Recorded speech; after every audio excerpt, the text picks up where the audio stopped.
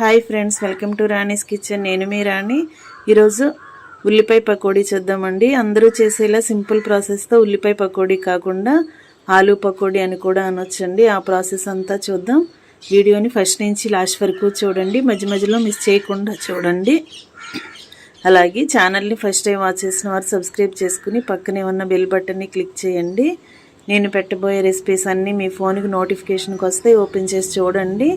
నచ్చిన రెసిపీని కుక్ చేసి ఫ్యామిలీకి సర్వ్ చేయండి.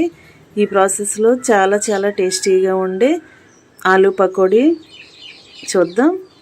ముందుగా 2 బంగాళదుంపలను తీసుకోండి. వాటిపైన ఉన్న పీల్ తీసుకుని కట్ చేసుకుందాం. నేను చూపించిన విధంగా మధ్యలోకి కట్ చేసుకున్న తర్వాత ఒక్కొక్క పీస్ని ఇలా అడ్డంగా కట్ చేసుకోండి. వీలైనంత సన్నగా కట్ చేసుకోండి. ఇప్పుడు సన్నగా పొడవుగా స్టిక్స్ లాగా కట్ చేసుకోండి.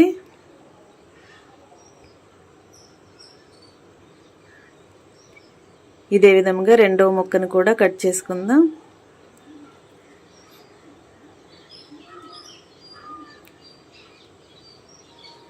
ఫ్రెండ్స్, ఈ పకోడీ అనేది టీ టైమ్ స్నాక్స్ అనే కాదండి, బ్రేక్ఫాస్ట్ రెసిపీ అని కూడా అనొచ్చు. మనం అప్పటికప్పుడే 10 నిమిషాల్లో కుక్ చేసి ఫ్యామిలీకి సర్వ్ చేయొచ్చండి.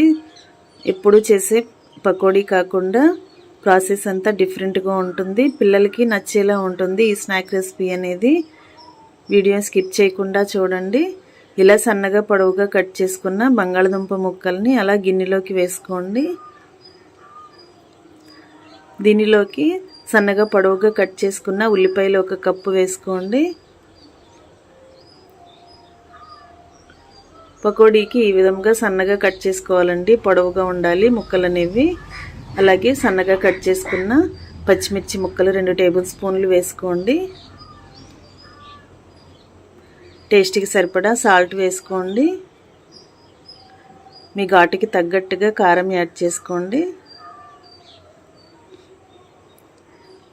1/2 టీ స్పూన్ పసుపు వేసుకుని 1 టీ స్పూన్ అల్లం వెల్లుల్లి పేస్ట్ వేసుకోండి. 1/2 టీ స్పూన్ వాము వేసుకోండి. 1 టీ స్పూన్ ధనియాల పొడి, 1/2 టీ స్పూన్ జీలకర్ర పొడి వేసుకుని 1 టీ స్పూన్ గరం మసాలా కూడా వేసుకోండి.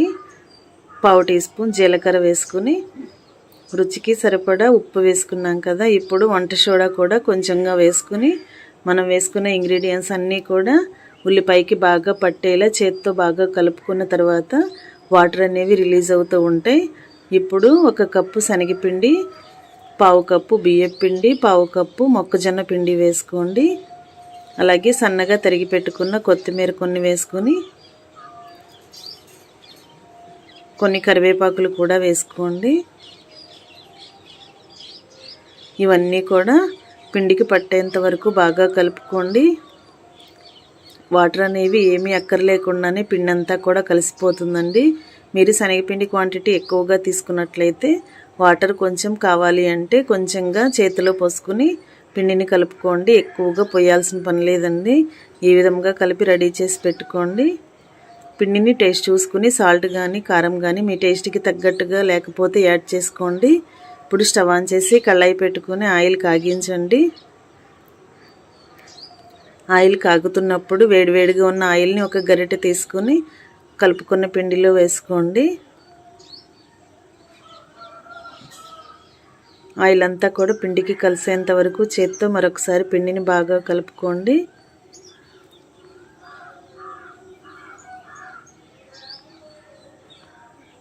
ఇలా వేడివేడిగా ఉన్న ఆయిల్ని వేసుకున్నట్టయితే పకోడీ అనేది గుల్లగుల్లగా వస్తాయండి.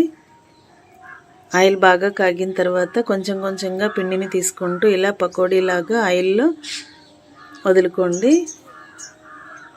ఆయిల్కి పట్టినన్ని పకోడీ వేసుకుని గరిటెతో 2 వైపులా కూడా కరెక్ట్గా ఫ్రై చేసుకుని ఆయిల్ నుండి తీసేసుకోండి.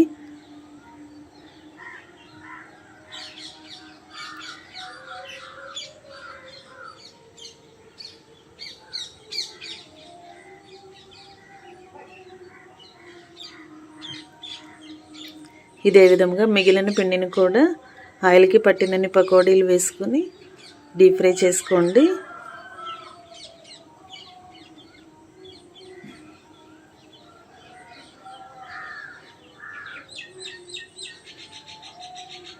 మరీ పల్చగా కాకుండా మరీ ముద్దలాగా కాకుండా కరెక్ట్గా వేసుకోండి.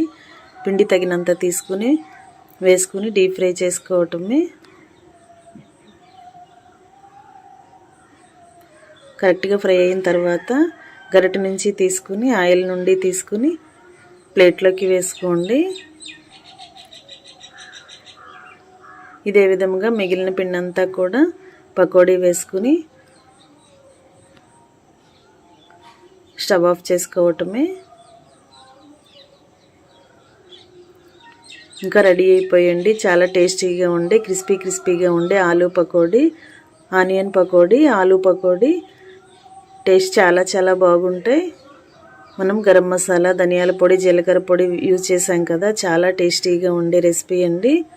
మీ అందరూ కూడా ఖచ్చితంగా ట్రై చేయండి. మీ అందరికీ నచ్చుతుంది. పకోడీ అంటే ఆనియన్తోనే కాకుండా ఇలా బంగాళదుంపలతో కూడా చేసామంటే పిల్లలకి చాలా నచ్చేలా ఉంటుందండి ఈ రెసిపీ అనేది. ఖచ్చితంగా మీరు ట్రై చేయండి. ఆయిల్లో ఫ్రై అవుతున్నప్పుడు బంగాళదుంపలు అనేవి క్రిస్పీగా వచ్చి తింటున్నప్పుడు టేస్ట్ అనేది చాలా బాగుంటాయి. పిల్లలందరికీ నచ్చేలా ఉంటాయి. మీరు కూడా ఖచ్చితంగా కుక్ చేసి ఫ్యామిలీకి సర్వ్ చేయండి. ఈ పకోడీని టమాటో సాస్తో సర్వ్ చేసుకుంటే చాలా టేస్టీగా ఉండే రెసిపీ రెడీ అయిపోయినట్లే. మీ అందరికీ వీడియో నచ్చితే లైక్ చేయండి. ఛానల్ని సబ్స్క్రైబ్ చేసుకుని పక్కనే ఉన్న బెల్ బటన్ని క్లిక్ చేయటం మాత్రం మర్చిపోకండి. మరొక రెసిపీతో మళ్ళీ కలుద్దాం. Thanks for watching. నేను మీ రాణి.